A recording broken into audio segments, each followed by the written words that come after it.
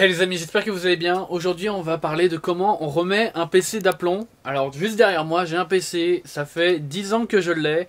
Donc il est vieux, là on peut le dire, il est vraiment vieux et il était dans un état terrible. Et donc j'ai 3 conseils pour prendre un vieux PC et le refaire partir de fût de Dieu. Même 4. Donc la première chose c'est, vous avez pendant 10 ans installé des milliards de choses, y compris des virus qui minent du Bitcoin.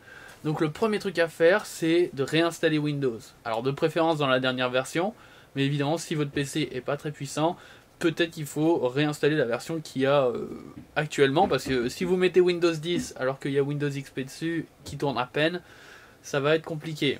Évidemment, on peut rajouter un peu de RAM, ça coûte pas très cher en ce moment, et souvent les barrettes de RAM sont toujours compatibles avec les anciennes cartes, faut juste vérifier. On peut évidemment remettre une nouvelle carte graphique, pour tout simplement si niveau jeu par exemple vous êtes limité. Mais tout ça c'est du hardware, ça coûte cher, mais je parle surtout de comment on peut vraiment remettre à nu son PC et qu'il reparte pour pas grand chose. Alors il y a un truc aussi qui est très important, c'est le SSD.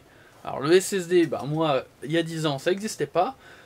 Et littéralement, on peut accéder à sa donnée 10 fois plus rapidement. Donc ça veut dire que littéralement, si avant quelque chose prenait 10 secondes, il en prend plus qu'une à charger, à démarrer Windows, à démarrer Firefox. Et si vous manquez de RAM aussi, il faut savoir que Windows utilise le disque dur pour tout simplement aider à avoir plus de RAM, on va dire. Donc c'est toujours plus lent que la RAM, mais le SSD aide là-dessus. Et si vous manquez de RAM, un bon SSD ça peut aider. Donc voilà, maintenant ça c'est tous les trucs payants. Maintenant j'ai parlé d'un truc qui est incroyable et qui est gratuit.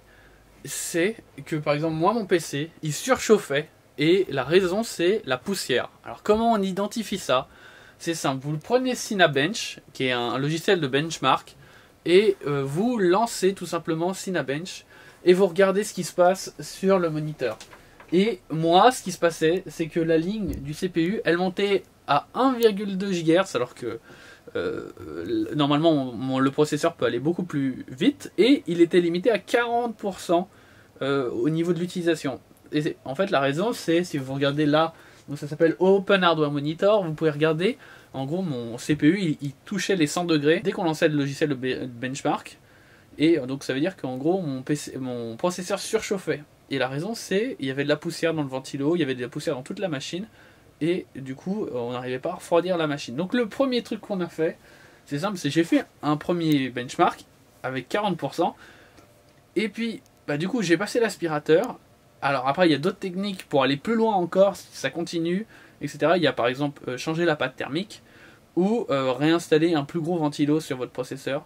Mais cette astuce, elle m'a fait tout simplement sur Cinebench doubler de performance aujourd'hui, c'est-à-dire que j'étais à 40% et maintenant je suis à 80% d'utilisation à 2,3 GHz. Donc on a monté en vitesse d'exécution et on a monté en utilisation processeur. Donc le processeur a toujours chaud parce que c'est un test intensif, mais tout d'un coup, eh ben, votre machine elle tourne juste 2 fois plus vite. Donc faut faire gaffe, les vieilles machines elles prennent la poussière, c'est un peu le nid à poussière, et notamment là où il y a le ventilo Intel, c'est l'endroit où il faut passer régulièrement un coup d'aspi. Donc voilà, j'espère que cette vidéo vous aura aidé à mettre votre vieux PC d'aplomb. Je vous fais des gros bisous et puis bon coup d'aspi.